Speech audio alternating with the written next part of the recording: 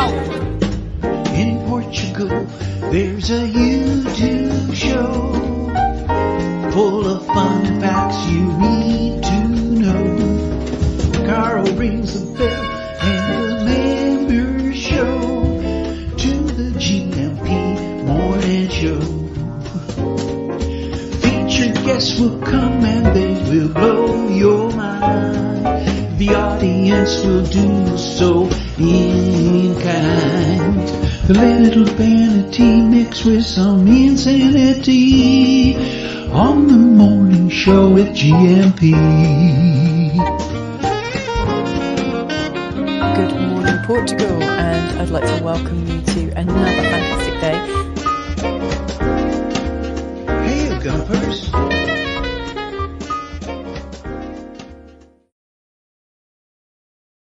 Hola, bon dia, alegria. Munson here with the Good Morning Portugal show, a live stream and the podcast. Look at this, a Quarta-feira this morning, a Quarta-feira. It's Wednesday, it's hump day, it's Ask Anything About Portugal Day. It's a bon dia, Portugal. We've got 4 of those now. Keep them coming on 913-590-303. So hump day, Ask Anything About Portugal Day. And of course, Say Anything About Portugal Day. That's the current evolution of the programming here. And because of the we tend to, what's going on? Let's have a quick look at what's going on with the Good Morning Portugal community. It would appear, would it not, that each morning we have regulars here who come together to check in, see how everybody's doing. And these, generally speaking, are people who are already, I know there are notable exceptions like you, Jacqui, but a lot of people who are tuned in the morning are in Portugal, already have some sort of relationship with Portugal if you're not here.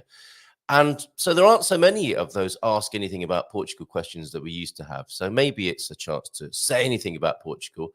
Because the people who want to ask questions perhaps are watching later. And if that's you, if you're watching this on catch up and you're looking forward to the day when you can be with us in the mornings live and chatting in the chat here as Jacqui is, hola, Carl, I'm going to get a mobility scooter once there and I need a little trailer for my shopping. You see, that's an Ask Anything About Portugal question. Say Anything About Portugal sorts of statements would be, well, you can't get one of those here. It's very difficult. But I think we can help you out with that, Jacqui. But yeah, if you're one of those people who's watching on catch up, it's okay just because it's not live anymore. When you're watching in this time machine kind of way, it's still okay to ask a question in the YouTube comments. Now, I know people prefer to use YouTube comments for letting off steam instead of actually paying a psychotherapist. If you look at many of the comments we get on our YouTube channel, you'll see that it's often people just trolling and letting off steam, and maybe reacting to some of the bolder statements I make. But it's also a very useful place to ask questions if you want to. So that's my suggestion to you if you're watching later on catch up. If you're not joining us live in the live environment each weekday morning and you want to communicate with us, please do. And I'll do my utmost best to answer any questions and put them to the community here. I can cut and paste them and bring them over. And you'll be calling on such great minds as Pam Smith in Alchemist with her Bondi here. Coach Turner, who's always here every morning in service of the Good Morning Portugal, the Gumper community, with a God Squad tip of the day. James, of course, who's also in. Hooah! Have you missed me then? With mindful moments and mindful dad jokes. We're here for you every morning. Let us know how you're doing. And if you want to ask any questions, pop them in the chat if it's not running live, and we'll do our best to answer them in a live environment. So happy hump day. Oh, morning to you, Carpe Diem. How are you? Yes, that's the spirit. Carpe Diem today. Bon dia todos here in the deep interior. Who doesn't like a deep interior first thing in the morning? Taking my sister to Marval. What a great journey that's going to be. Marval is beautiful, isn't it? Just on the Spanish border there. Saw I think that's where Astrid is at the moment over that way from Expats Portugal. I met up with Astrid, Jerry and Jacqui from Expats Portugal. Lovely lunch. I'm going to keep our lunch location a secret until Jacqui joins us because I think she'll spill the beans. Did we have any beans? We had chickpeas. But I'm sure she will be complimentary and tell you about how much she enjoyed our lunch yesterday. So I'll let her do that when she arrives at 8:45 this morning with a preview. I think you'll like what's happening tomorrow evening on the Expats Portugal webinar. The Dream Team session, again, a great place to get your questions answered about moving to Portugal. That's 9 o'clock tomorrow night. But Jacqui's here with us. And Jacqui's here with us to talk about the feature presentation tomorrow night at 7:30 with someone we know and love from our community here. She'll be joining us. He or she, the mystery will be revealed. He or she will be joining us at 7:30 to talk about Portuguese language and culture on the Expats Portugal live stream webinar. Is it a live stream? Not strictly speaking. It goes out live. It's a live event for those Expats Portugal members, and of course it is recorded and then restreamed. That's right, on a Sunday at 6 o'clock. Owen also joining us at around 9. It's been cold, it's been damp, it's that time of year possibly. And we were talking about this with James, weren't we, on Monday morning? You can feel a little bit not the May West, a little bit blue. And what better thing to do than have some of your comfort food, your expat comfort food, your beans on toast, or make a fluffernutter or something like that. Owen's going to be talking more about foreigner food and how you cheer yourself up and where you can get such things as well. And James from the Andsome Brewery in Lourinhã will be joining us at 9:30 this morning. He's got a very special announcement to make. There is something very interesting happening this weekend. The Prohibition Bar will be opening on Friday. It will be open Friday, Saturday, and Sunday in a celebratory style with a Communities Unite gig on the Sunday. The traditional barbecue and bar event, which has moved now from Capoeira, where we were playing netball last Friday. They have their own premises, and it's going to be amazing, I think. So maybe see you there on Sunday. And James has a special announcement to make about what he's been brewing for the liftoff, the launch at the Prohibition Bar in Óbidos, just in case you need me to say that a little bit more slowly. Is it because Portuguese people think faster that they speak faster as well? Or does time run differently here? Do butterflies live longer or shorter? It's like the clock's going back. I can't do that math. Anyway, correction to be made. St. Peter's Basilica, not St. Paul's. Apologies for the misspoken comment. Were you getting complaints, Geraldine? I'll be honest with you, I didn't even notice that. But St. Peter's Basilica was being talked about there. Basilica, was that named after somebody called Basil, I wonder? We are due to stop in Crato on our road trip and intend to visit Marval, says Coach Turner. Looks incredible. Marval is really wonderful. And the one in Algibraltar was fascinating. Is that the visitor centre you went to yesterday? I learned a lot about the Battle of Algibraltar and why it was even called that, though it wasn't there, and about medieval architecture and life. I would love to hear more about that, Pam. Maybe it's about time you joined us on the screen, isn't it? On Good Morning Portugal. It's lovely to see you here this morning. Will you be making a video or writing that up at all? Sounds amazing. And I had some special tickets for that, didn't I? I'm just looking on my desk. This is my favorite scratch card, and I've got into a little bit of fear and concern about this. And I was thinking, shall I scratch this live on air? And I'm wondering if I'm breaking some sort of broadcasting law by doing so. I'm not encouraging gambling or wasting of money on what some call the fool's tax. It's just a bit of fun, and I actually do quite well on these. I think I'm on my third €2 win, which is of course the cover price of this. So I keep buying another one. And I think I won €80 once on Grand Sort. But I love this one, the big luck, the Grand Swords. You can win up to 20 grand on this. And it's not an advert, it really isn't. It's just a bit of fun. And I wondered if you'd like us to try it on air this morning. The raspadinhos. You see that? A little bit of Portuguese vocabulary. No, raspar, that's the bit. You see, if you're a foreigner and you didn't know that raspar was don't scratch, you might scratch that off, making your 20 grand win null and void. Another reason to learn the language and find out a bit. The Portuguese do spend a lot of money on these. You have to be careful in some cafes because the raspadinha residues are everywhere, and you might have a pastel de nata with a bit of that silver foil scratched into it by somebody who's scratched away on the countertop there whilst having a coffee and a pastel de nata. My question for today is, how do you free yourself from depression? Well, that's a good one. I've got a few ideas on that, Owen. Who else might have some ideas on that? Answers coming straight in. If I feel down, which is very interesting, isn't it? It's all in the language there. Down. We have up moments, we have down moments, and of course the downward black dog, if I may mix it up with a bit of yoga there, is depression. I look at the sea. It never fails to lift my mood. Good methodology there, Pam. Thank you. Keep them coming. Random. The Welsh for butterfly is pilapala. I rather like that. And what is Welsh? Look it up, somebody, please. Don't let me do all the work, which is usually what I say when I don't know the answer. And what is Portuguese? You see, there's the Celtic connection. I think the root of the Portuguese word is similar as well. Some general personality, what's his national personality observations from the trip? Excellent. Let's have a look at some national stereotypes in just a little while. We'll come back to that. Let's go back. I'm just getting distracted by the comments that are coming in. And Jacqui's going to be here in about 4 minutes. So let's crack on here. And that was the rather cheeky meme that we opened with. I just paid it backwards. This is a way of cheering yourself up if you're feeling a bit depressed. Go and cause a bit of chaos at the drive-through. I just paid it backwards by telling the drive-through lady that the car behind me is paying for my stuff. Try it. Let me know how that goes. While we're in the meme department, here you go. This is an earworm for you this morning. I want my chips for free. Dire Straits restaurant then. Money for muffins, but the chips are free. Hoo-ah. Oh, yes. You get some of that this morning. And I wasn't going to show your other meme that you sent me because it had a bit of swearing. I'll just issue a warning instead. Where have you gone, James? I seem to. Oh, here you are. Thought I'd lost your memes here. Yeah, I was a bit shocked. I sent you back a shocked emoji. Now, talking of depression, this might be the basis for some people's unhappiness. Is this sort of realization? Look away now if you're easily offended. Which for some people who are easily offended, they won't be able to look away. They'll want to look, so they can be offended. So here it is for you if you want it. Damn, I hate Earth. I'm never going back to that shithole again. And nor is that 9 months later? It probably is, isn't it? Let me just get rid of the ticker tape there.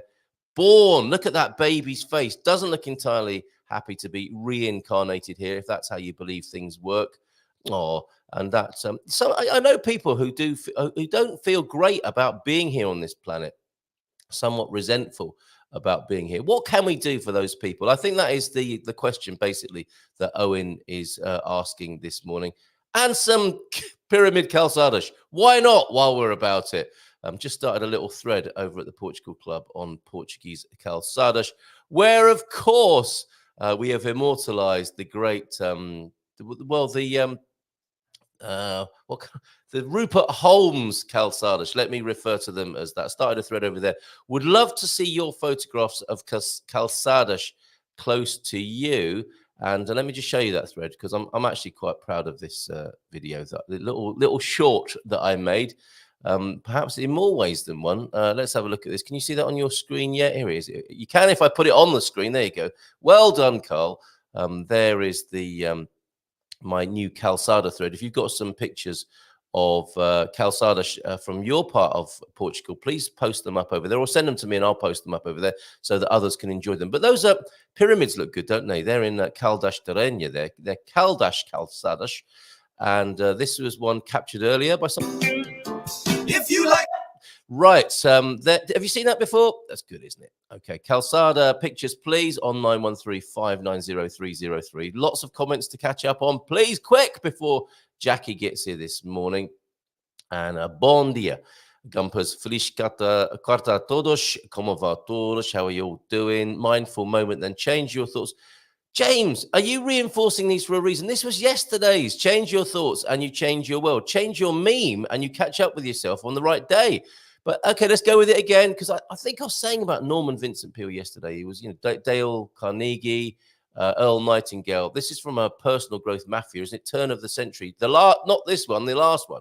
Change your thoughts and you change your world there. And the mindful, did we get this? Yes, and we had this yesterday as well. Come on, James. Hoo-ah. Hoo-ah. Catch up, man. Bon dia, Gump. Jacqui's here now. Look, hola, Jacqui. Different Jacqui. What is it you need mobility-wise? Okay, she needs a trailer. Can we help with that? A trailer here in Portugal. Bon dia. Let's do the God Squad tip of the day, and then we'll go straight to Jacqui. Bon dia, Gumpers. E feliz quarta. A quiet day today, researching some stops for our route. This is the Portugal trip. Several castles, hill forts, and a site with a 20,000-year-old cave painting so far. What's it of, Coach Turner? What did they paint 20,000 years ago in their rudimentary selfie, presumably, that they were capturing there? Portugal is full of wonders, isn't it just? You're looking at some of them. on the screen this morning as I read through the comments. God score tip of the day. Then someone mentioned paddle as a good exercise yesterday. It used to be a punishment at my school. Yes, a few of those on the backside. Bad memories for many. And I'm sure Rugby Collar would put a vote in for pickleball as well. I've heard with pickleball, there is a cream you can get to bring down the inflammation a little bit. Pickleball, terrible condition. I think I'm not going to say that. To that, add tennis, table tennis, squash, and badminton. So thank you very much. All, says Coach Turner, are great exercise, but again, require a little extra strength training to maintain muscles. I've been using a rowing machine, or is that a rowing machine? And another thing that provides a great workout, though no weight bearing. It's worth a try, though, whether on a machine or in a boat. Thank you very much, Coach Turner, for that. We'll put a little bit of a marker on the next comment and we'll come back to it. I'm just going to play a very quick couple of videos that came across the desk, as it were, this morning. Thank you so much to Veronica, who's tuned in this morning. Let's give that a spin after we've heard from the Portugueser. I'm Portuguese. Come to Portugal. We have 300 days of sunshine. Look, 300 days of sunshine.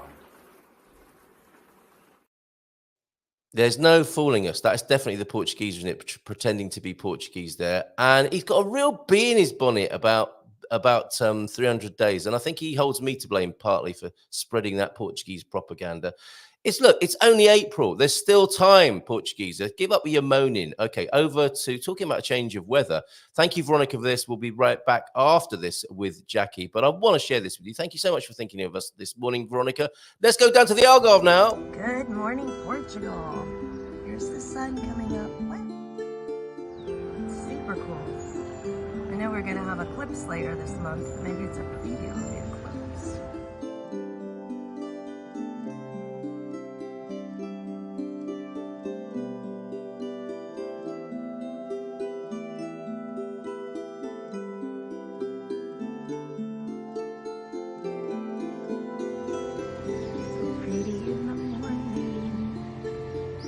Clouds today, but it still looks cool.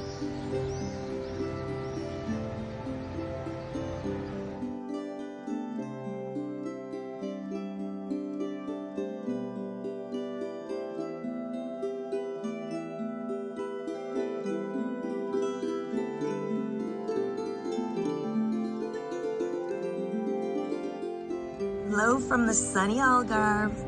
We're wishing you a very happy day and week. Good morning, Portugal.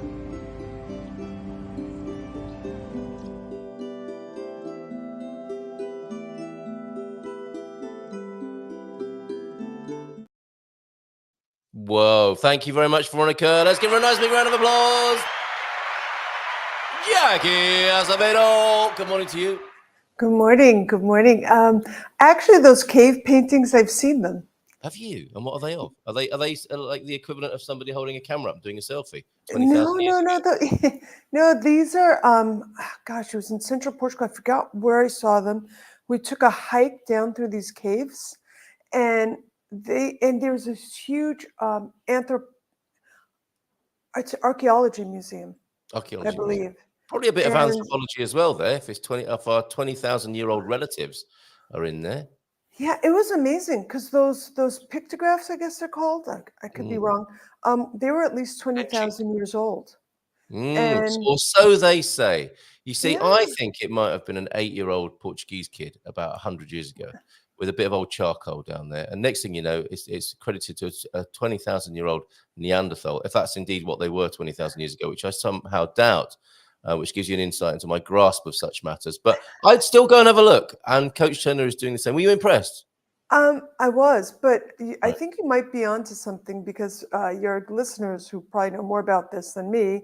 And me. I don't know if you can date rocks. That's one of the problems. So I don't know how they came up with that 20,000 year old number. That's a little bit suspicious. But experts, what are they like?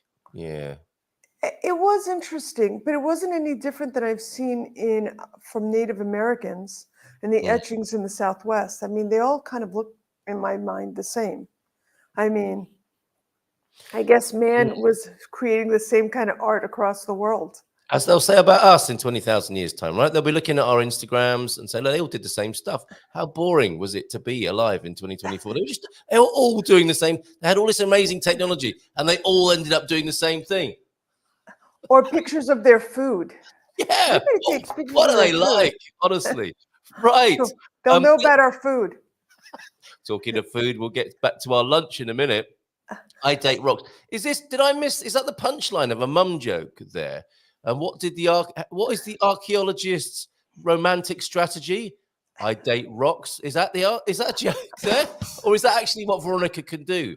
She's going to go over to Marval and date those rocks possibly there. And thank you, Veronica. And you've also, as well as sending us that lovely video this morning, you've answered Owen's question. Looking at the sun and the water brings a smile to my heart and soul. Get out and find the sunshine and rainbows and breathe.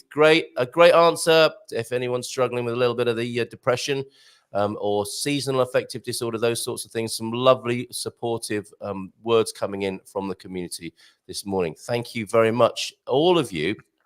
I think we've already got mail here, Jacqui. Influencers. That's probably you and me, isn't it, to be fair? You're from Expats Portugal. I'm Good Morning Portugal. I say things like 300 days of sunshine. I say things like this is the California of Europe. I think PT Country Bear is not happy about this. Marcus, I've just reinvigorated your facial Portuguese series over at goodmorningportugal.com. Those are brilliant. But anyway, he wants us to stop saying Portugal is the X of X or Portugal is the X, but cheaper. People moving here on that premise are doomed to disappointment.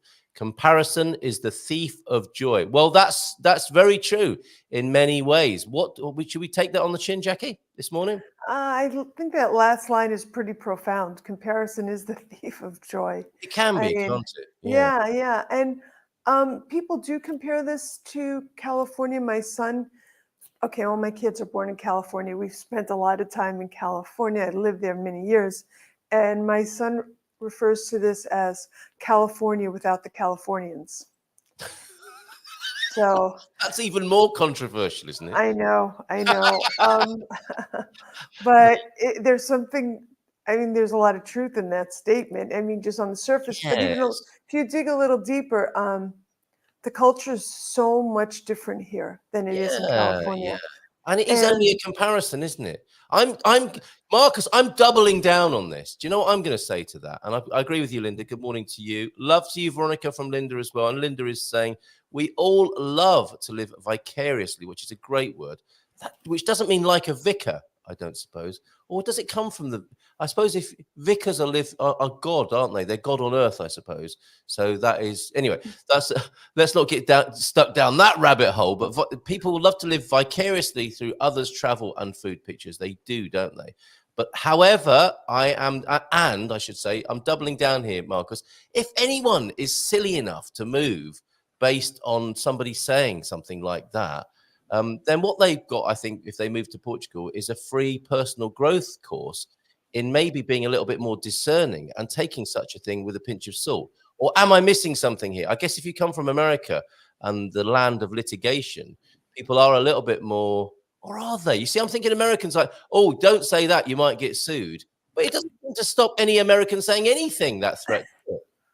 No, I agree with you. But about people moving to Portugal, I moved here because somebody told me it was a good idea. I had never been here. I sold my home in Boston, and I just came. Yeah. Somebody says, well, the weather's nice, and it's beautiful. The people are friendly. Okay. I went online and I saw a place that I thought worked, and I moved. Yes. And I think sometimes, I work with people, a lot of American expats, and they really do their homework. They really want to understand what this change is. And I did none of that. So it's funny that I'm the person working with people who are so cautious when all I did was take a huge leap of faith. Opposites attract, isn't it? I'm the same as you. But what I lacked in factual research, I knew in a big way on a different level. What was that? Intuitive. I feel the world. I sense the world. So no amount of data is going to be doing the most influential part of my decisions. What really drives my decisions is the sense and feel I have for things. And that's people are different, aren't they? So, and then maybe that's why I so blithely throw things around like that. You know, I've worked in PR and marketing. I like writing, and I don't take it too seriously. And I do hear you. I'm absolutely right, Marcus. And I think that can be injurious and difficult for people, as we're seeing. PT Country Bear, we're seeing that with the Portuguese, aren't we? He's taking me and others to task on this 300 days of sunshine thing. I just say it quite casually because, of course, it may or may not be true, and it's more or less true. But I mean, if anyone honestly thinks that you could count 300 days of sunshine if you come to live in Portugal, they must know that that's just a guide and a serving suggestion, right? And if they move based on that, I'm actually quite worried now that I'm going to get some, vampiric blood-sucking lawyer's letter from the belly of the beast in what's Veronica saying? California is so sue happy. I'm going to get a letter from a cease and desist from a Californian lawyer saying, I'm representing a client who heard you say that there are 300 days of sunshine. They've just counted 299. They're really disappointed, and they're moving back to America, and they're going to charge you for that, as well as all the emotional damage that you caused them as well. Is that going to happen to me, Jacqui? Oh, it's a possibility. No!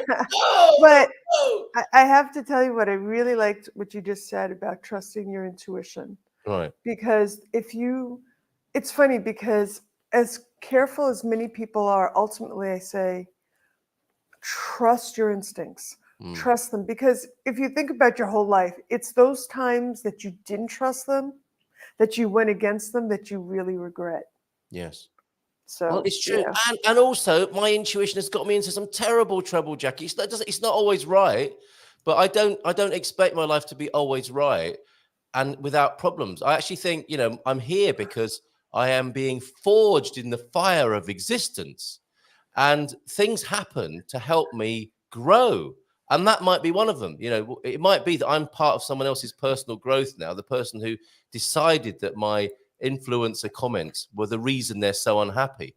Now, I'm thinking to myself, come on, grow up. We live in a sort of persecution culture, don't we, at the moment? Yeah. We live in the times of persecution, and I understand that, and I'm not knocking it. I'm not saying people shouldn't be hurt or upset, although there seems to be quite a lot of that and quite a preponderance for that.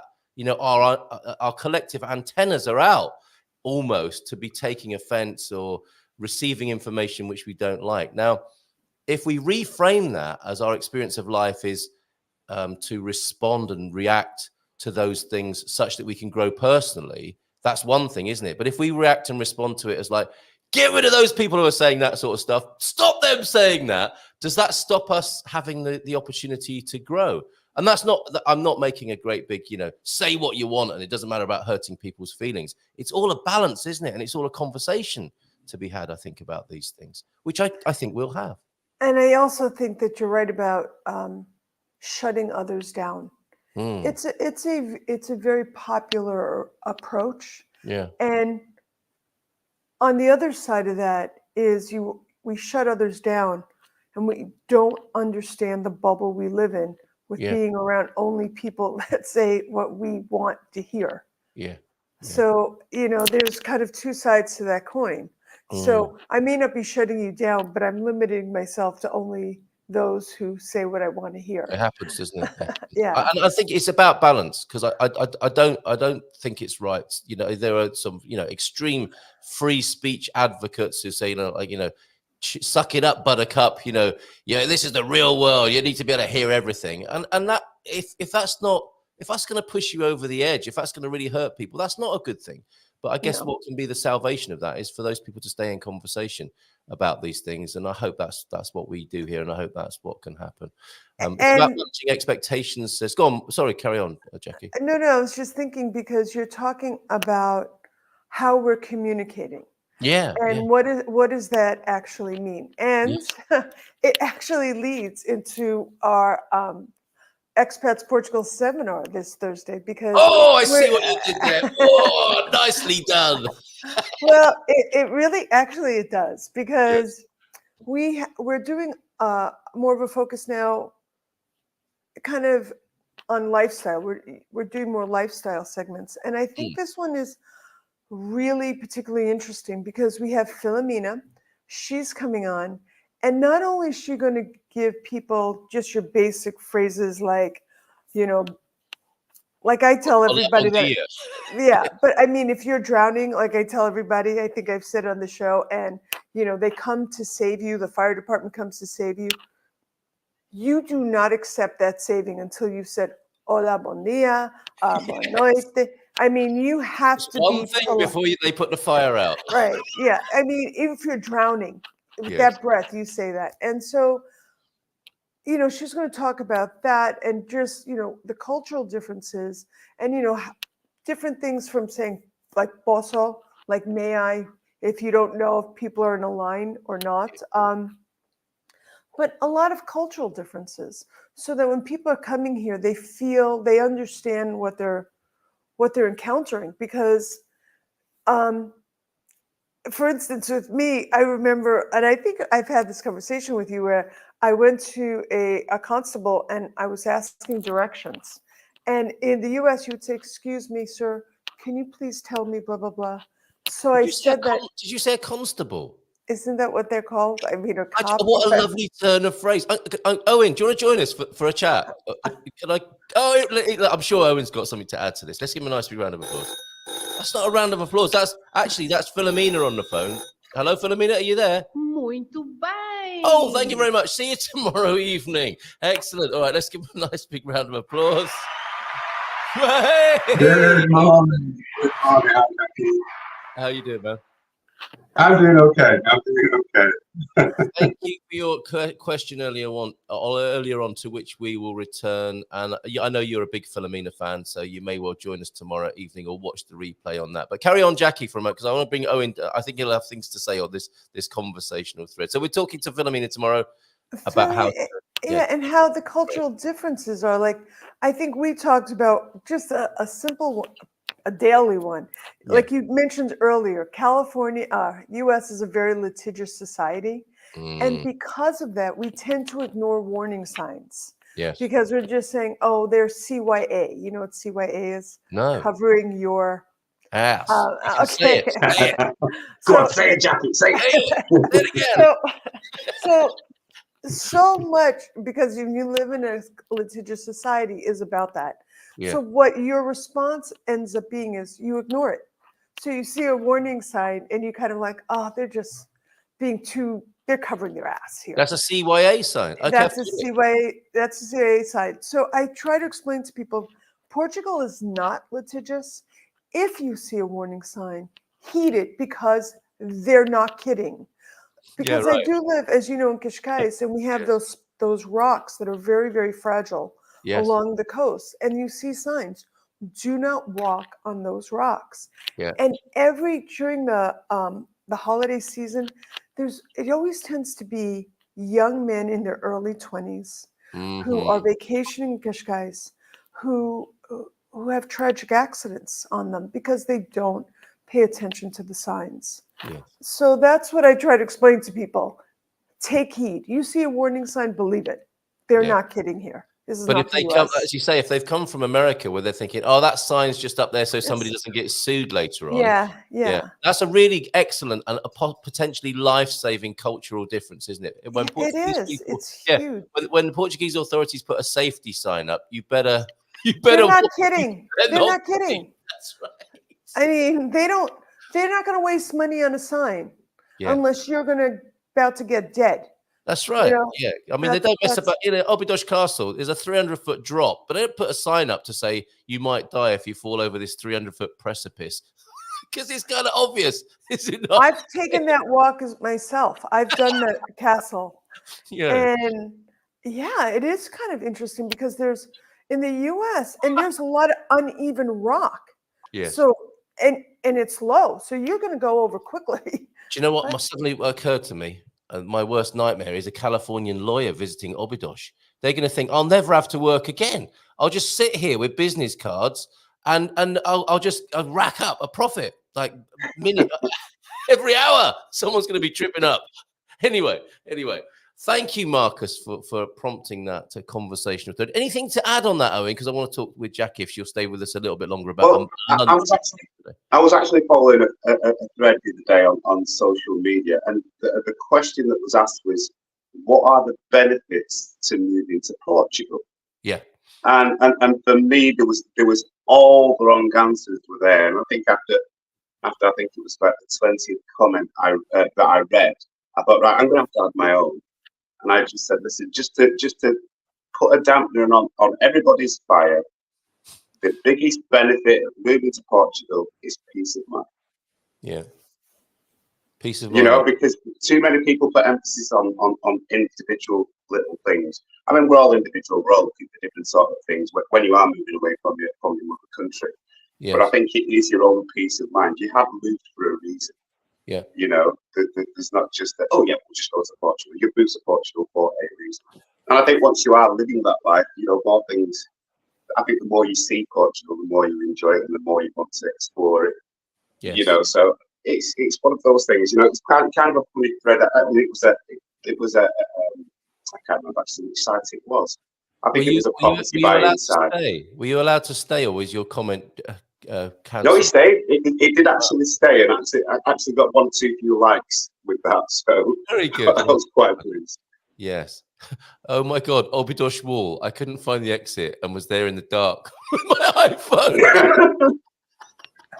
No warning signs for sure. Oh my word! There we go. Oh, it's funny. It's funny that the new Letra brewery that's in Obidosh is by one of the big tall walls there. And I hate to think if somebody's had 4 or 5 pints of their imperial stout, whether they will find the wall quite easily. Yeah, yeah. Incredible, isn't it? Owen, that's very true, says Linda. It's the OLP, of course. Safety and peace of mind is a big deal in one's life for sure. Now, and then we have to be the guardian of it, which might connect to what you were saying earlier on about, you know, if you're feeling a little bit depressed, what do you do? Moving, I mean, maybe we should make that clear. Moving to Portugal will not cure you of your depression, will it? And I think you're right. I mean, both things are true. It can bring you greater peace of mind contextually. You know, there's less noise and rubbish, and that's what I think I moved away from, and maybe you did too, Ian.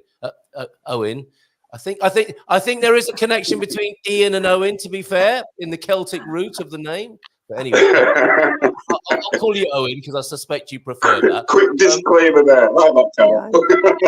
Yeah. So what I think happens, yes, definitely peace of mind. But then once you've moved here for that peace of mind, and I think you're absolutely right about that, you have a better start. It's still down to each of us, isn't it, to preserve that peace of mind. The peace of mind begins with yourself. Yeah, that's right. Not particularly the place you go into or anywhere else. It's yourself. You have to be sure of what you're doing. Although being here, I think, is conducive, more generally speaking, to having greater peace of mind because of how the culture is. So it's a good start. And with seeing, you know, I've had my eyes open to some very interesting Facebook groups recently, you know, that are very, very critical and negative about Portugal. And whilst pondering that, I was thinking to myself, being in Portugal is a bit like money or alcohol. It's an amplifier. So people who drink often have their general standing, normal, regular, sober character traits magnified. You know, if they're an a-hole in a little bit when they're sober, often they can become a massive a-hole when they're drunk.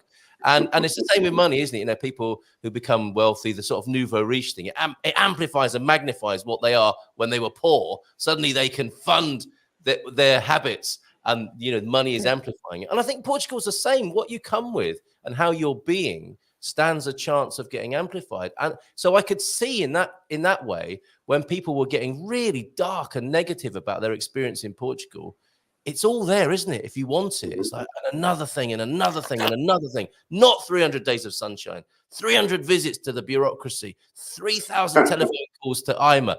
If you want it, if you want the negatives, you can definitely find them, as I think people can do wherever they go.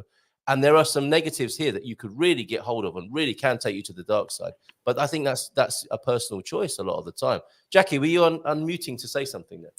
Well, I agree with what you're saying. And I think in life, two points about peace of mind. Yeah. It's easier to have peace of mind when you're in a peaceable society. So what I mean is there's a lot less crime here. I'm from New York City originally. I've lived in high crime areas my whole life. So when it's like you don't realize the burden you carry of fear until you let go of it. At least that's true for me. And in terms of thinking about the negativity, I think in life everything's a trade-off. So I think, okay, I lived in LA. Well, I've been on the 405 trying to go 3 miles in 2 hours. So I could waste my life. And what do I have to do more often? I have to travel. So I was spending more time in frustrating traffic than I ever had to do when I had to deal with the bureaucracy here. Because the truth is, yes, it's a pain, but it's one and done, basically. I mean, you know, you get your IMA appointment. How many times are you changing your utilities unless you're moving apartments every year? So it's really, what is the trade-off? Yeah. Well said. And Linda, the OLP, agrees with you there and says people on Facebook will bitch about so many things because they aren't face to face and no consequences to be had. And I do see a place for venting and letting off steam. If you stay there, it could be difficult, I suspect. That's my experience of it, you know, staying in a dark place. And this is a very important point as well that James is making. The bottom line with those who are experiencing depression is that they have to work much more to find the light. And that's the catch with depression. When you're experiencing it, it can feel impossible. And shout out, hugs, abrazos to anyone in that condition. What do you want to give any context to your question this morning, Owen, about that? Yeah, I was actually referring to myself. Right. Okay. You see, because it's one of the things that I hide very well. Yeah. A lot of the time, and just looking for other answers rather than asking myself, where's this depression from? I was trying to look for feelers, really, I suppose, to see how other people cope with it. So that's the reason why I posted it this morning. Well, because thank you, mate. Thank you. You know, I can be here once a month, every Wednesday. Yeah. But it's after those times when people don't see that, and that's where people cope when they're not, you know, letting it out. Yeah. I have a lengthy time, believe me, with the things that I've gone through. But I try not to let it affect others. Yeah. I don't want to lower anybody's vibration. You know, I'd rather people be happy all the time, and I always, you know, I'm all about the love. Yeah. But there are times where I have to shut myself away and forget what's going on in the world. Yes. So that's the reason why I asked the question this morning. I wanted to be brutally frank and honest this morning. So it was me, you know. Thank you for sharing. Thank you for sharing that, and I hope some of the answers that have come in have been in some way helpful. And I think it's absolutely true what James is saying. Right, when you're there, it's not as simple, is it? As you know. Cheer up, mate. as exactly.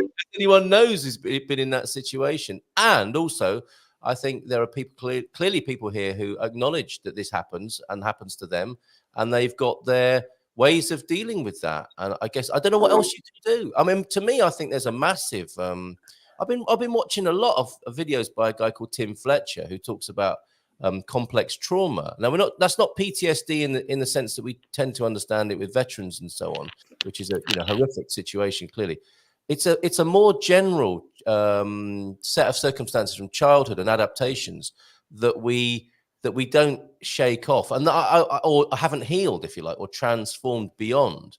And I think that's a big part of depression, or a depression is a response to that. And I take my hat off to anyone who's continuing to do that work on dealing with what went on with them as a kid, because everyone's had stuff when they were a kid, and we all have the opportunity, I think, to grow up from that. And I don't mean that in a negative way. I mean as actually mature, heal, forgive. But we don't. It's almost like that's not a formal or recognized process in society, is it? So I think we've got loads of people knocking about who are massively hurt from childhood and still are, who are probably the first people to say, "It never did me any harm. I'm fine, thank you very much." And they're causing chaos, aren't they? And you could say all of the leading narcissists and world leaders are those people, are those very people who didn't sort it out, who aren't sorting it out, and instead of just taking it out on other people at the moment. I think one of the biggest things that I've seen as well, when I'm looking at a a lot of these, let's just say, Facebook pages where people are looking to buy or purchase properties in Portugal. And you'll see all the comments. Why haven't you put the price on? It's not fair that you've not put the price on. Yeah, You know, people mad, this is horrible. And then on the flip side, you've got people saying it's wonderful here. You've got this, that, and the other. But people could arrive here with this rosy-coloured vision of how life is going to be, and then once the bureaucracy hits, the depression kicks in. So I don't think sometimes pages like that, social media sites like that help when people are trying to transition from one country to another, because it's giving you a false impression and sometimes a negative impression of where you're moving to, rather than giving people the opportunity to come and visit and experience it for themselves to make their own mind up. So that's one of the things that I monitor quite regularly. And I do like my comment, I will put my 2 pence in when people are disrespecting this beautiful country. I mean, I've lived here nearly 7 years now, and I have, despite of my question, I have grown from strength to strength, because I know that Portugal is my home now, and I will do the utmost to make it, the place that I hopefully will see to until the day I die. And it's that. I'd rather eliminate all the negativity and get on with the positive. Yeah, I hear you, mate. I hear you, and you're doing that, and it sounds like you're not blaming Portugal. You're taking responsibility, as you have done this morning by asking that question. Jacqui, I know you were meant to have left us long ago, but I suspect you're enjoying this conversation. Excuse me. Yeah, yes, I am. And one of the things a close family member of mine is doing, because they have drug-resistant depression. Oh wow! And it's hard to find in this country. Well, there are places that do it, but ketamine treatments. And I don't know if you're. Are you familiar with ketamine? Certainly, yeah. But I mean, from UK culture, it's a recreational drug. They called it Special K, but what it really and it's a horse tranquilizer originally, isn't it? What is it with horse? That's right. Yeah. Yes. Well, I know that if you've had surgery in the U.S., it's likely that the anesthesiologist used ketamine. Is that right? So yeah. So give you an idea of why people might want it then, if they're suffering from terrible depression. Well, what they're finding, I think originally what they found were sometimes people who were, like, the ambulance comes when somebody tries to commit suicide, they're given an injection of ketamine to calm down, and they never seem to want to commit suicide again. And they started to connect the fact that ketamine has a powerful, they think it's rewiring the neural pathways. And so ketamine in the US is the first thing you do if, let's say, before you do other things like ERP, which is all these different kinds of therapies for different issues. So ketamine is the first thing, because what ketamine will do is basically, if your mind has become very rigid from depression, all those things, it kind of opens up your mind, it expands your mind, and makes you want to receive help. Yes. As opposed to rejecting help that a lot of people with mental health issues generally do. And especially depression, it's very hard to receive help. Yeah. So they think it's rewiring your neural pathways, and it is a hallucinogenic, and you do it under the guidance of a psychiatrist or therapist. Wow. And so they have it here, but here, because mental health isn't one thing about Portugal, they're not at the forefront of mental health. So it tends to be a last resort here, as opposed to in the US, it's usually one of the first things you do. But you can find it in this country. There are lots of ketamine clinics. It is very expensive. Well, I never.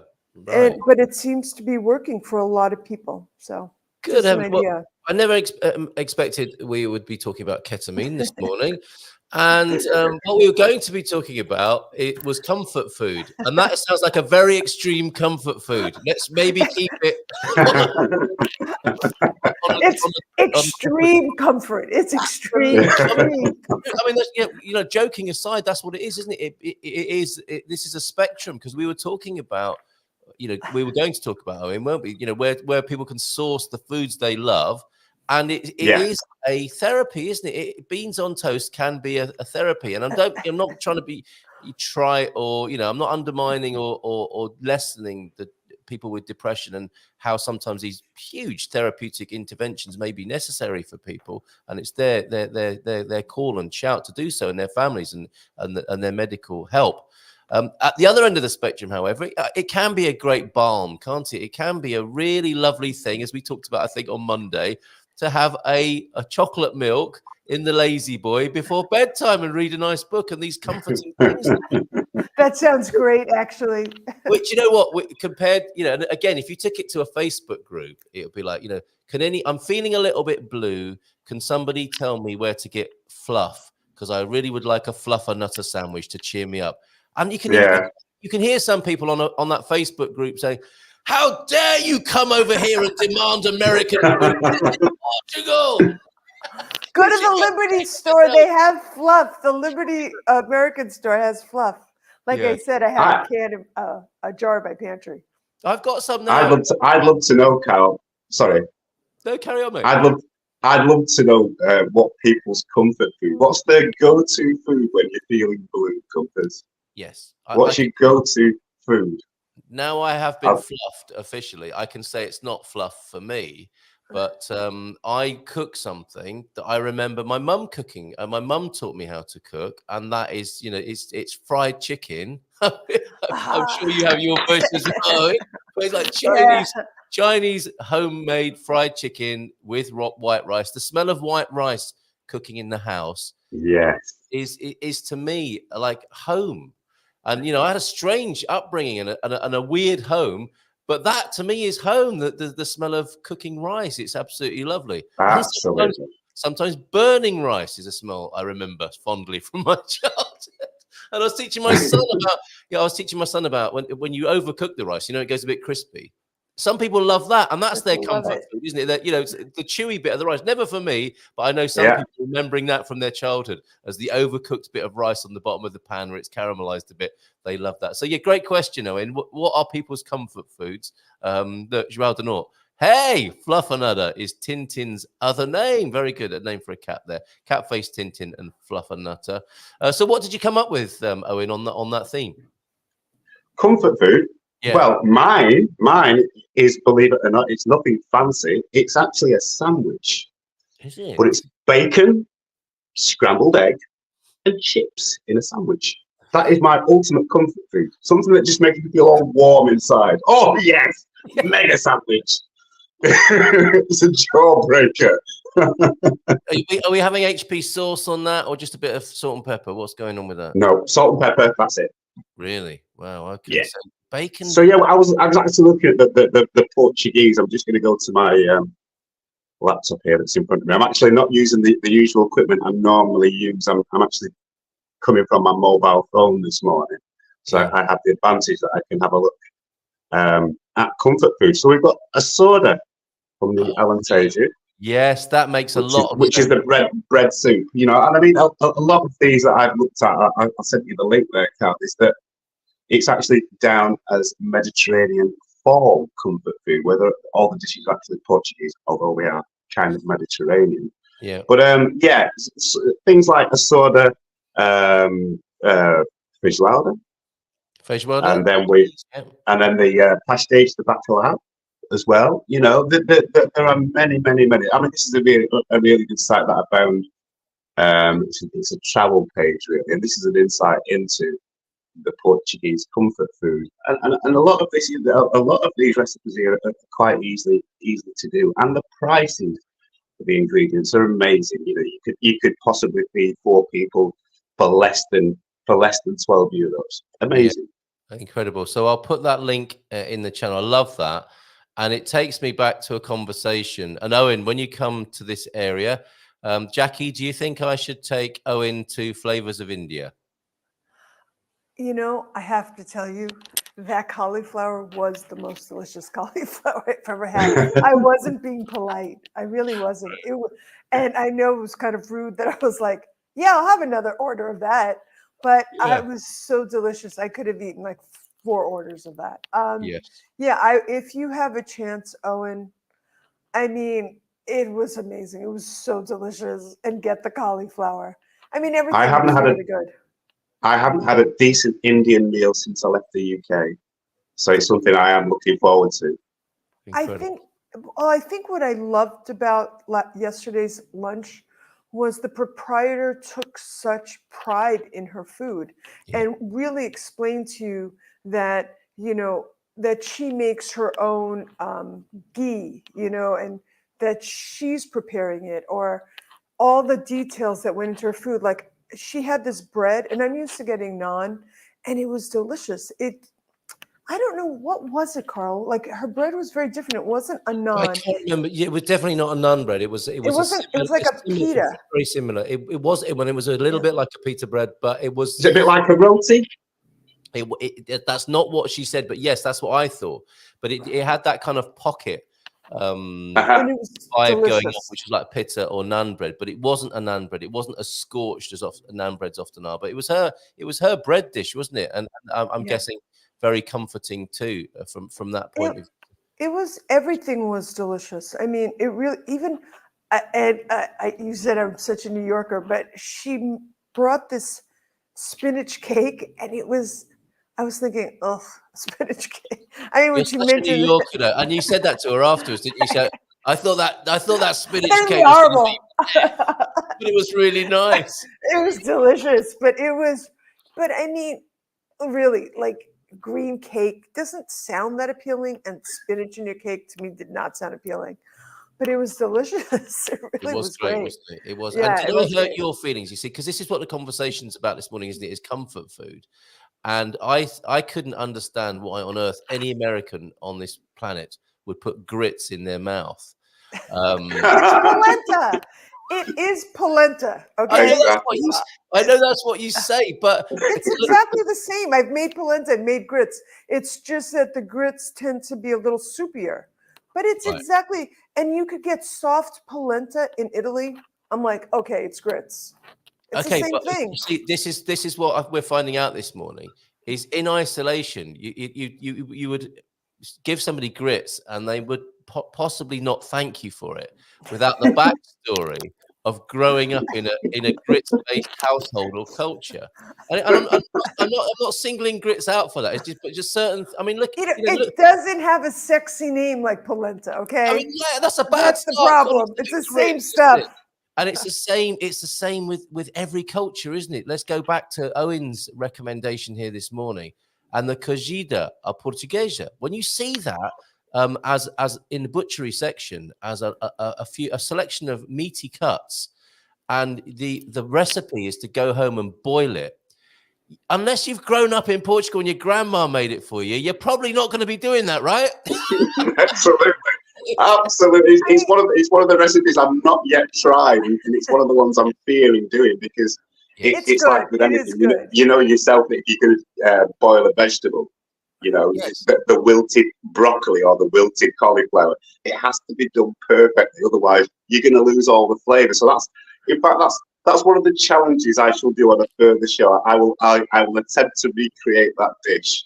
And get see if Joe the Knox will sample it and give you his opinion. That sounds wonderful. Thing is, with that, you need a lead time, don't you? So you'll be cooking that 3 days before you actually come on. Oh yeah. Sunday or Monday, like Portuguese grandma Ava would do. So it's finally ready, and you mustn't lift the lid, I guess, because keep all that flavour in there after it's been boiled to within inches. It's delicious if it's made well. There's no question about that. Absolutely.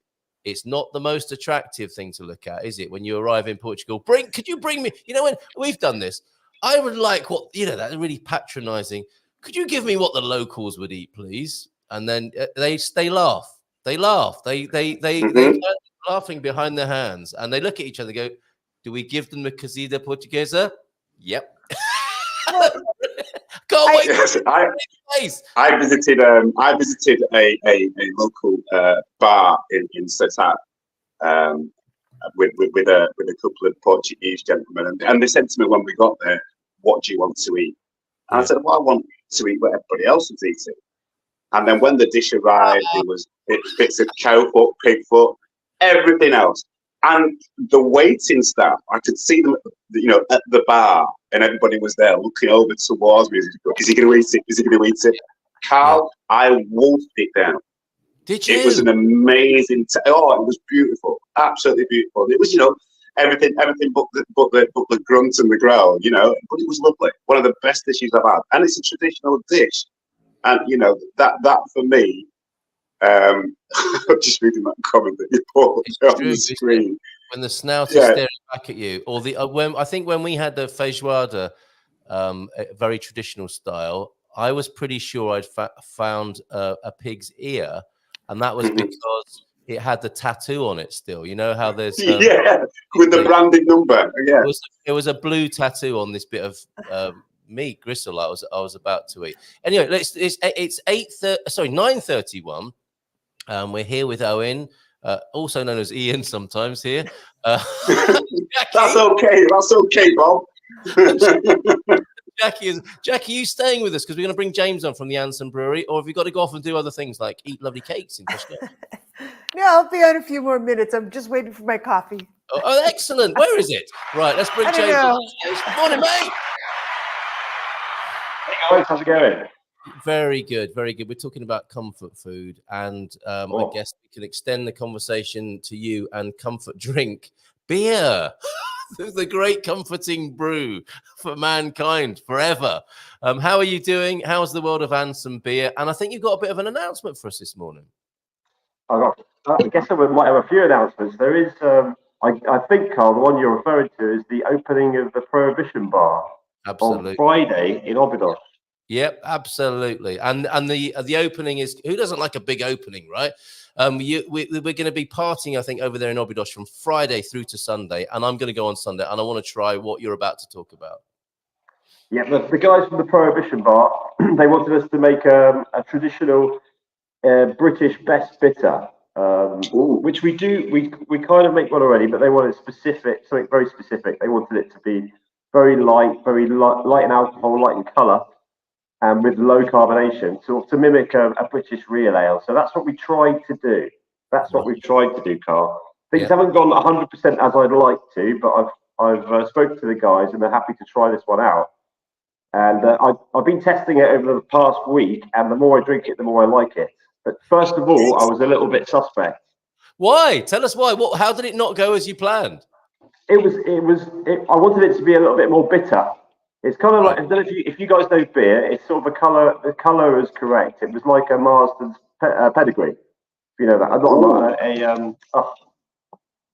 It sounds like a pedigree. Cricket or rugby players are bitter, right? And is it quite a low ABV so you can drink a lot of it as well? Was that the idea? That's the idea. 3.5. Yeah. So you're not going to get yourself in a state. That's pretty. That was spot on, but it wasn't quite as bitter I was going for. It's got a bit of a sweetness to it to start with, and then a dry finish. It's quite an interesting beer. But the thing about making it beer, tasting it, is that you don't know till somebody else tries it. So that's what's going to happen on Friday. I'm looking forward to feedback. Well, and I imagine that's quite a challenge for a beer maker, for people trying it for the first time. There, you've been, it's like being an artist, really, isn't it? You've been crafting your wares, and then you see how they arrive with other people. What's that like for you? Your heart is on your sleeve at that point, isn't it? It's the best thing is to take your feelings out of it completely. Just be completely open to because something that you think is great, it really depends on who's tasting it. So just wait until someone who tastes it likes it, and then take that on board as opposed to someone who doesn't like it. Okay, yeah, excellent. For you, I mean, as a cook, it's the same sort of thing, isn't it? Spending ages making things and hoping that people will like them. But I'm sure that's good advice, and probably the difference between chefs and brewers that are in the business for a long time. A little bit of distance and perspective, and taking your feelings out of the mix there. So really looking forward to trying that. Jacqui, have you developed a taste for the British beer since you've been over here in Europe, or is that not your thing? Actually, I love those black Belgian beers with like 15%, 13 to 15% alcohol. James does that as well. That taste like chocolate and have like 400 calories. That's nice. what I like. Yeah. Okay, very good. Very good. Linda's also asking, do you do any beers like Chimay? That is a dark beer. Is that right, James? That's a good one. Yeah, that's fantastic. Chimay's a lovely beer. Yeah, it's a really nice beer. The closest we make is a Belgian quadruple, which isn't a million miles away from a Chimay. Yeah. A little bit less alcohol, 9.6%. Wow. Okay, only 9.6 there, Jacqui, for you, but she's still I much. love that, really, and it does taste like chocolate, and I like that heaviness. And then I saw the calorie content, and I was like, oh, it's worth every calorie. It was delicious. You don't have to do it every day, do you? You don't have to do it every day and risk that, a moment on the lips, a lifetime on the hips, and all that sort of stuff. So what else have you got for us then, James? You were alluding to a few announcements that are coming from Lourinhã and the wonderful Andsome Brewery over there. What's happening? There is hot off the press. This is just be confirmed, but details to follow. That Lourinhã is going to have a little beer festival. Oh, nice one, mate. Another one to add to our annual calendar. I mean, I said, didn't I, in the last couple of episodes of Craft Beer Corner here, that we're going to have something to do every weekend. It is looking like that. Certainly every month, right, in Portugal now. Yeah, it's fantastic. I think we're looking at, it's not right now, it's the middle of June. So we're looking at the 13th, 14th, and 15th of June in Fontalima, which is a beautiful location up on Novel Park in Fontalima. Yeah. And they're going to have wine tasting one side and beer tasting on the other side. So we're hoping, we haven't got the guest list full yet completely, but we're contacting all local breweries at the moment and trying to make it a reality, because it's a fantastic location. It really is. Hold on a minute. You said Pontelima, not the Pontelima up in the north of Portugal. You're talking about Pontelima in Lourinhã. Is that right? That's right. Yeah. Yeah. He's up there in Pontelima near the Lectra Brewery. I was just thinking, why have I not heard of this? Yeah, look at that. And João de Norte saying, "What? Wait, what? PDL? Wait, no, calm down, everybody. It's the Pontelima. Of course, I guess that means what? The ridge, the bridge of the Lima, and you've got a different kind of Lima there, presumably at Lourinhã. Yes, it is a beautiful. It's where all the. I don't know if you're familiar with the Mayro water. Yes, a brand sparkling of mineral water. Yes, right, yeah. One of the smaller ones here. Yeah. That's it. That's from Mayro in Lourinhã. Okay. And just up from there is a spring where all the water comes out. Everybody fills their glass and their cups and their bottles with it. And there's a park there to celebrate it, like a public area where everybody can go. And it is on. The view is fantastic, right over the sea, but you're in in the countryside, and it's fantastic. And one of the guys who's organising it has sort of petitioned the mayor to do this for a couple of years, and we finally got local permission. So now we're just filling up the spaces and trying to organise it. But it looks like the dates are set. So very, very excited about that. How wonderful. How wonderful. That's great news. Thank you for sharing that. Is there a festival calendar we can download? No, this is Portugal. We don't do that sort of thing here, do we? It's all word of mouth. Word of mouth. I'm not kidding. I'm doing my best with our websites and social media. But I guess the Portuguese approach to marketing is, if you should be there, someone will tell you, right? Is that it. It's even as a brewer, Carl, it's really hard to find out where all the festivals are. It's really hard. It's incredible, isn't it? There's an opportunity for somebody coming over and maybe doing a website with all. I mean, there is one. To be fair, there are some websites, but no one's nailed it yet, as far as I can tell. With that, no, they're quite regional. I think, depending on where you are, they do in the north, in the middle, in the south. Yes. More. There's no one that's done a national one, as far as I know. Yeah. Yep. And Pam's, I think this is a response to you, Linda. I think social media is generally helpful for people moving to a new country. Oh, this is going back to the earlier spats that can happen. It doesn't take away the opportunity to visit. It adds to the chance to ask practical questions. Unlike when I first moved. Yeah, people don't know how lucky they are these days. And now you must be more careful. There is a PDL and there is the PDL. All right, fair enough. Point of order from João de Norte there. We're talking about comfort food, of course, this morning. Pairings with what you brew, James. Can I get the date? Can I get the date of the festival? Have you got? Could you confirm those dates, James? In June, is that allowed yet? Can I confirm the dates? Yeah. 13th, 14th, and 15th of June. Okay, so there you go. 13th, 14th, and 15th of June. Jacqui's coming over for some of that Belgian stout there. Yes. So back to comfort food. I know sometimes you serve up pork scratchings, which go very nicely with beer. What are the traditional and surprising things that people pair with beer when they're having that comforting moment of a pint?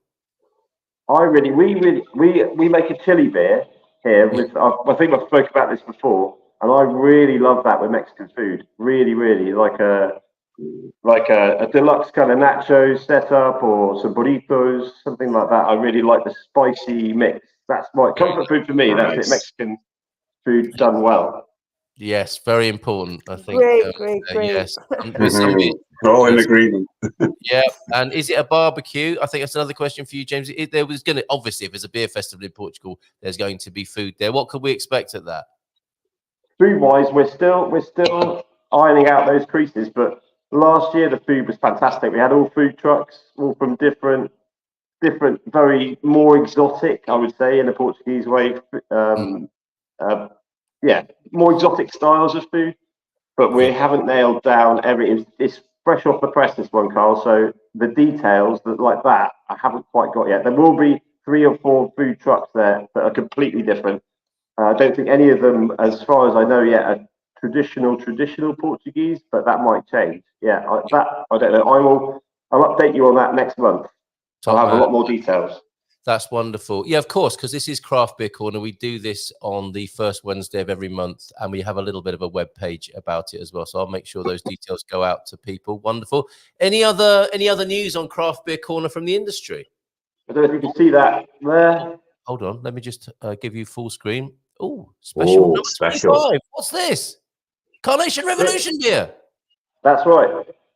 Oh, top man! Yes, brilliant. That's coming. I'm actually making that tomorrow. That's a double Irish red, 9.1%. Really luxurious, very, very thick, very, very sweet, very, very nice. And that'll be ready on the 25th of April because, of course, it's 50 years this year for the peaceful revolution. That is so wonderful. So a stout. What made you go for what sounds like a stouty beer for that celebration? It's a darker red beer, so it's sort of on the way to a porter. But this one is the Irish red that we make is definitely the preferred beer amongst the Portuguese that come in there. It seems to hit a sweet spot because it's sweet but bitter and quite nicely balanced. And so, we also make a deluxe version of that. That's the idea. I haven't actually ever made this beer before. I don't know what it's going to taste like, but on paper it looks really good, and it's based on a beer that everybody seems to like. So hopefully this will go well. It'll be a limited edition run, so we're just going to brew it once, and we'll have a few kegs in the tap room, but most of them will go in these 75 centiliter bottles, and we can just run them as a limited edition for that very day. And can you send some to Ponta de Lima by post? Sorry, you do mail order? I said, do you do mail order? I'd like 4 bottles, 3 to drink and 1 to save forever. Yeah. Sold. Okay, he can do mail order. And Linda, it's Lourinhã, which is the dinosaur capital in many ways, isn't it, of Portugal? And that specifically is where you need to head to try James's beer, who's with us every first Wednesday of the month for Craft Beer Corner. That's really lovely. Will it lay down? I mean, Owen's talking about keeping one, and it's a lovely souvenir. Will that age and improve over time as well, James? I'm pretty sure it'll be fantastic because it's very dark, which lends itself to aging well. And the bottle we chose is it's very, very dark. It's almost can't see through it, which stops lots of the light getting into it, which would mean that it would lend itself very well to aging. And as a style, I think you could put that down for 6 months, maybe even a year, and it would get better and better and better as time went on. How wonderful. Okay, look, I'm aware that we've had you on the screen for an hour now, Jacqui. This is amazing. You only popped in for 5 minutes, didn't you? And here we've been chatting. So thank you so much. We'll see you tomorrow evening. We'll be in the company of Philomena, won't we, for Portuguese language and culture with Philomena. Your last comfort food tip, then, do you think, what would be, this will be controversial, won't it? It will almost be like Marmite, but I don't mean to mix my metaphors here, but what would you think would be if you had to import, let's put it this way, if you had to import a #1 American comfort food that would be a crowd pleaser, generally speaking, across the American expat population, what would it be, Jacqui? And don't say grits. Okay, it's already here. It's bacon. Bacon, okay. Because bacon is the candy of meats. It tastes good with everything. You could put bacon in the U.S. in chocolate. There's nothing you can't do with bacon. There are probably bacon beers. We look forward to trying it. There's nothing you can't do with bacon. There's nothing you can't do with bacon. That should be on a bacon brand strapline, shouldn't it? There's nothing you can't do with bacon. Fantastic. See you tomorrow evening, Jacqui. Thanks for being here for 5 minutes in a Portuguese kind of way. Ciao, ciao. Ciao, Jacqui. Bye. Now, do our American friends agree with that? The vegans probably won't, to be fair. Bacon improves everything, and that's the #1 American comfort food. And they do complain, I think, don't they? Sometimes the Americans, that it's not the bacon you get here is not proper American bacon, which again is different to British bacon. The Americans like it really thin and crispy, don't they? And I think on their grits and whatever they do with it. Chicken soup, says Linda. American thick bacon. There you go. And I think enjoying your invitation, João de Nort, to go up to Ponte Lima there. And we can have cave beer like cave wine. Does that ring any bells for you, James? What's that? What's cave beer? Cave beer, that's not something I've heard of, but it doesn't mean it doesn't exist. There's all sorts of weird beers out there now. Cave beer, is it aged in the cave or? We were talking about cave paintings earlier on, so it might be like the what they used to drink 20,000 years ago in Portugal. I mean, some beers you taste do like they taste like they were made 20,000 years ago. I think there's that Belmont brew that Pete talks about. Oh, and grits are only southern, apparently. So that's me getting myself into more trouble there with the Americans. And British bacon is too thin. What? And I mean, save your beer in a cave, Owen. So yeah, in a man cave or a beer cave there. Thank you very much, Linda, for that. So any more news on Craft Beer Corner then, James?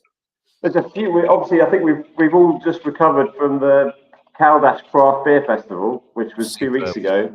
Yeah, which was absolutely fantastic. So anybody who came, thanks very much for supporting the festival. It was really good. We had 8,600 people attending in 2 days. So it smashed records. Fantastic.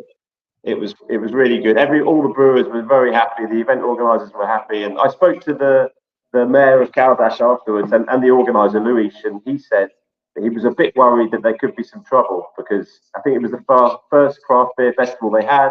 They didn't know how everyone would react, having such a lot of people in a big place and lots of high alcohol beers. But there was no issues, no trouble. Everyone was. The mayor was super happy with how it went. So that's the main thing. And I think everyone had a really, really good time.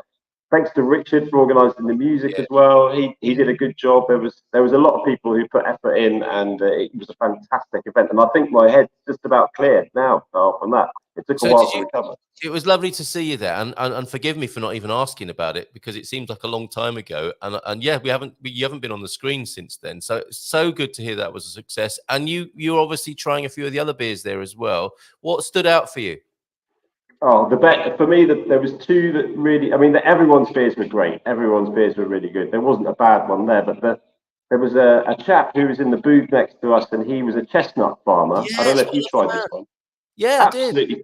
It was fantastic. That beer was the best one, I think, for me there. He used the Belgian yeast with this and somehow got the flavour of chestnuts into the beer. But the remarkable thing was it was completely a sideline for him. Like, he was a chestnut farmer. He didn't want to make too much out of the beer. He just did one batch, but it was phenomenal, absolutely phenomenal. He's promised me I'm going to have a few bottles here in the tap room that I can sell.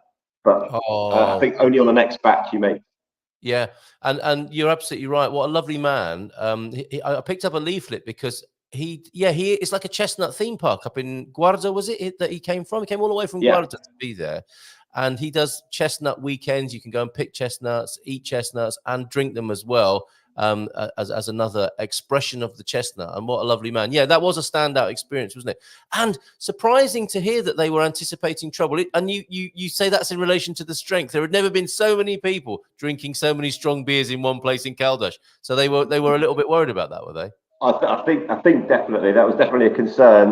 Luis, the organizer, said that he was, he'd lost a few hours of sleep over it, just hoping everything was going to be good. Yeah, because I think it's a relatively new thing for them, especially it's the first beer festival Caldash and he's ever organised, so he didn't really know what to expect, what clientele were going to come, or how it was going to go, and they were just absolutely over the moon happy with it at the end. Maybe they'd had a few beers at that point, I don't know. But they would seem very happy. It would have helped, wouldn't it? But yeah, what a great success that is, and a great signal to the rest of the country on how to organise a festival. When I got there just after lunchtime on Saturday, it was buzzing already, and that was a bit of a first as well, because you go to a beer festival as a foreigner here in Portugal, you turn up, you think, oh, I've done it again. I've arrived here 6 hours before the Portuguese get here, and it's a bit quiet. But the thing was buzzing, wasn't it? The thing was buzzing right from the get-go, pretty much. And they've done a really great job with all the stalls. You could get a tattoo, I think, at the same place. You get loads of great food. I imagine a few people did go away with tattoos. Another question for you from Linda. James, have you been to the breweries on the Portuguese islands? So what goes on in the Açores and Madeira? Are there breweries there as well, craft breweries specifically? I've heard of them. Yeah, I've heard. I've not been to the Azores or Madeira yet, where it's on our list to go. But I've heard some really good breweries, especially on the Azores.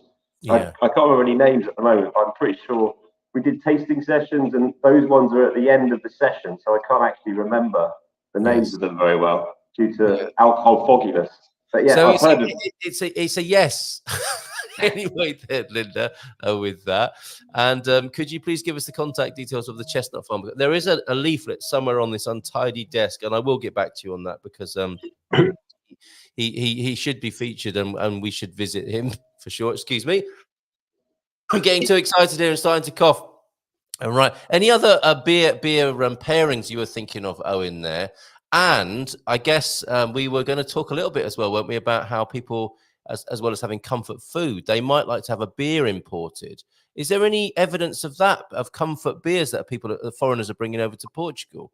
I couldn't really find anything, Carl, because I'm sure there'll be some sort of import duty to be paid. So I know there are one or two sites where you can, purchase foods. I think it's called British Corner Shop, and they do one or two American items as well. They do actually do alcohol, but I'm not too sure of the pairings with the alcohol, because I'm sure things don't travel well.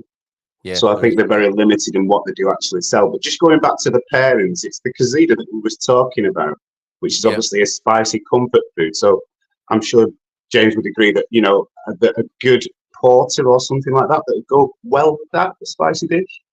Yeah, with your cozida Portuguese. Yeah, fully agree there. Fully agree. A porter would be absolutely fantastic with that, I think. It's a very underrated style of beer, the porter. And I think people are slowly waking up to it in Portugal at the moment. I get asked to make one often. And next month, we're going to make a blueberry porter, actually. It's on the cards, I believe. We're waiting for that one. Oh, I would love the release date of that. I want the release date of that. I'll be down. I'll run down just to taste that. He's booking his ticket already. That's interesting. Why is the porter? Why does it have the PR that it has? Then, James, do you think? I don't know. It was originally a British. It was the British beer. I think the London beer that the London hung its hat on for a long time, and it slowly disappeared with the blonde beers becoming more popular. I believe it was something to do with the financial situation at the time, and they decided they were going to. The authorities in the UK decided they were going to tax more heavily roasted barley more than like a pale barley. So the breweries all reacted at the time, a couple of 100 years ago, and so that's why I believe that lighter coloured beers came into, say, like your pale ales, while they were more prevalently sold, and the porter kind of disappeared a bit more. But this was only in England. This wasn't in Ireland. So Ireland carried on making stouts and dark beers, and hence Guinness became very popular, where it was more difficult to make a stout in the UK, whereas previously England was making lots of dark beers. That kind of disappeared. That's fascinating, isn't it? Taxation again, the man sticking it to the people instead of the other way around there, and changing the course of beer history. My goodness. Always interfering in the affairs, the simple pleasures of humanity, aren't they, these politicians? Homer Simpson's here. Sweet beer. That's by Randy. And great pub in Bournemouth. The Porterhouse has been there forever. You do see references to porter, don't you? Even if the beer did disappear because of pressure from the government, porter is a name you'll see in the UK, even if the Irish did pick it up and run with it to a greater extent. You're all right, by Randy. We're still talking about, in this last 5 minutes, we're still talking about beer and a great soup and cornbread with a lot of butter. is what Linda's. We can do that in Portugal. It's all about the soup here in Portugal, and they make a cornbread here, which is very popular too. This is why we shouldn't have beers coming over, I think. Oh, no, says Joao de Norte, beer held hostage by the CTT. It is a terrible thought. It's like that last scene in Raiders of the Lost Ark, isn't it? Where the CTT stuff is held up for taxation purposes. Tax again! And all these beers going off in a great big hangar somewhere just outside Lisbon there. James, when you get foreigners, expats coming in, they must say to you, oh, this reminds me of this or that, and do you know where I could get a double diamond? Or a Watney's Party 8 or whatever it is called. What memories do people bring to you, the foreigners coming over here? I think it was because I think most of the people that come in are interested in beer, so they're referring more to real ales, like British bitters. Yes. And they were so regionally distributed for during their success years that the people from the north would be asking more for a Theakston's, and then the people from the south and London will be looking for more Fuller's, and they will give you references. Is it like a Fuller's London Pride, or is it like a Theakston's Old Peculiar? So it's very regional. Depends where you come from. Yeah. But yeah, lots of fantastic names and beers I've never heard of as well. Even though I was sort of in the industry at home in the UK a little bit, some of these beers they're coming in, and some breweries have since passed away as well, but. The memories remain, especially as you can't get them anymore, people remember them perhaps more fondly. Well, I remember that. I mean, it's funny, isn't it? I mean, as a kid, not even before I drank beer, my mum and dad had a Courage pub.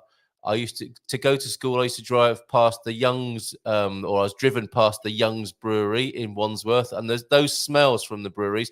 And as a kid, spending time in the countryside, Hook Norton. These are all names that will mean something to people from those areas, of course. Ringwood, that's the one from down in the Bournemouth part of the UK as well. That's my home brewery. Yeah, Ringwood was the one I grew up drinking there, which I believe it's just been sold. I think it's just being disbanded now, unfortunately.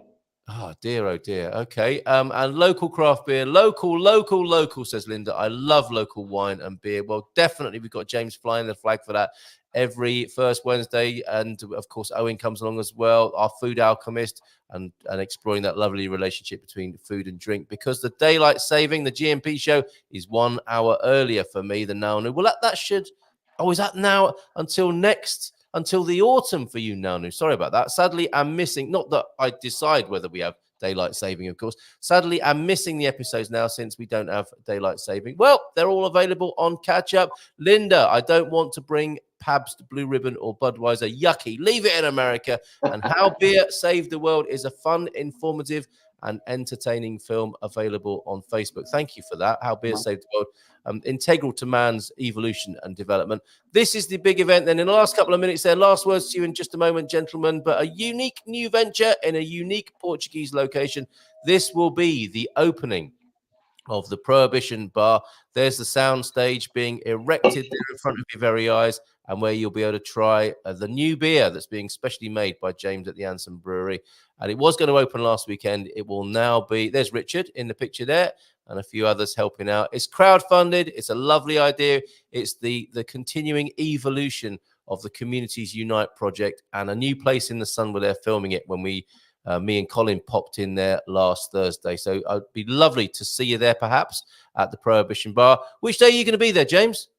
I'll be there for opening. I think it opens at 5 o'clock on the Friday, so I'll be there ready to pour the first pint. If they let me, that is. I'll certainly be tasting a pint. I think that's your honour to do so there, isn't it? Quite rightly, I think. So thank you for being us. A last word from you then on the craft beer corner this month? Yeah, well, it's all about the Prohibition Bar really at the moment. Looking forward to this Friday opening. I think that's going to be fantastic. So how fantastic! 71 backers, 71 people who got involved in that and put their money up. What an amazing... And their families. It's a great model, isn't it? It's over 70 families, individuals and families coming together to fund something. And the ethic is to keep the Portuguese prices and to continue this wonderful Communities Unite work of making sure the foreigners and the locals come together to eat and listen to great live music. What a fantastic idea. Much success then to you, says Liz F, for your craft beer event and the Prohibition Bar. Cheers, Liz. Maybe we'll have a pint there together one of these days. And last word to you, Owen, at 10 o'clock on this Wednesday morning. I need to get my travel documents in order. Lots of beer festivals are awaiting. It's looking like that, isn't it? I mean, every time I have this sort of bittersweet, pardon the beer reference there, but I have this like, oh no, another beer festival. Like, how am I going to? An idea. I've had an idea, Carl. Yeah, I've had an idea. Going back to the old man cave bingo, we should have a beer festival bingo. Beer festival bingo. There's definitely something in that for sure. Absolutely great idea. Yeah, all power to the elbows of the beer makers. Blessed are the beer makers, like yourself there, James, and the people who make lovely food like you, Owen, and talk to us about it. One last question: do you do sour beers? That's for you. Do we do sour beers? Yes, we do. Yeah, I've got one we made with a lambic yeast, which is currently in the cellar aging at the moment. It's fantastic. And we normally make in the summer we make a maracujá. What's that in English? Passion fruit. A passion fruit sour, which is very. But I can only make that in the summer just because of temperatures and stuff. But it's really that's very popular indeed.